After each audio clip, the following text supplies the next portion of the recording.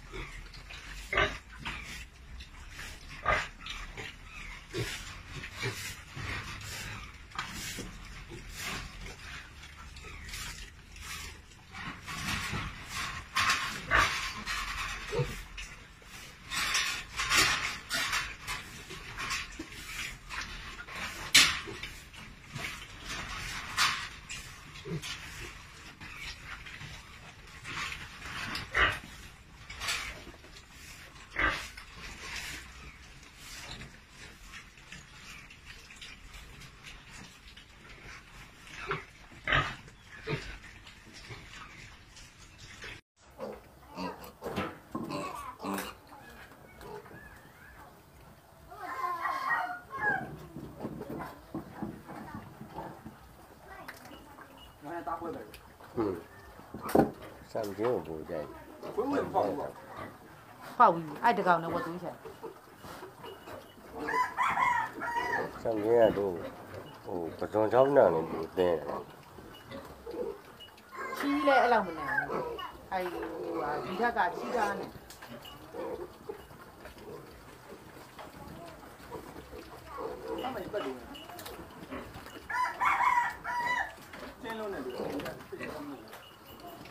nó hôn nó chi rồi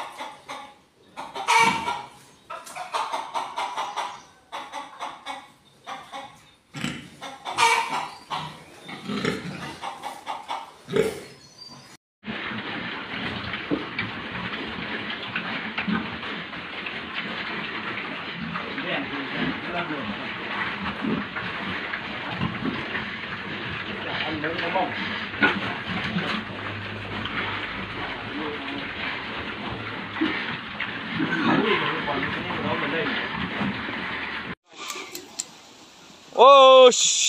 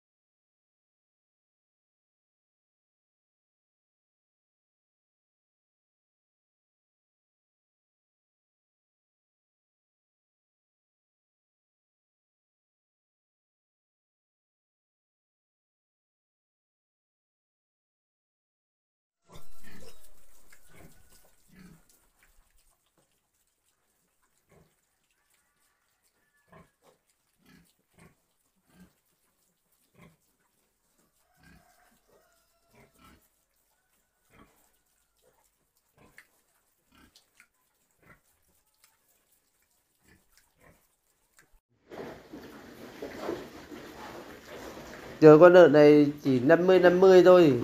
Vâng. Giờ mà để mà được thì khó lắm, khó dám lắm chị ạ. Vâng. Bởi vì con lợn này tin chắc. Chẳng biết giờ làm cách nào nhỉ anh nhỉ? Khó lắm, giờ tiêm phòng chưa chắc là được đâu chị ạ. Thì thử xem là không ấy gì bảo anh thôi bán mẹ đi còn hơn. Vâng. Mà không biết có tiêm được không ấy. Vâng. Thì xem là con này em gọi điện cho anh chưa. Đây này nuôi đâu chứ chị? Lợn của nhà để gà nuôi đấy mà. Đấy cho toàn đây.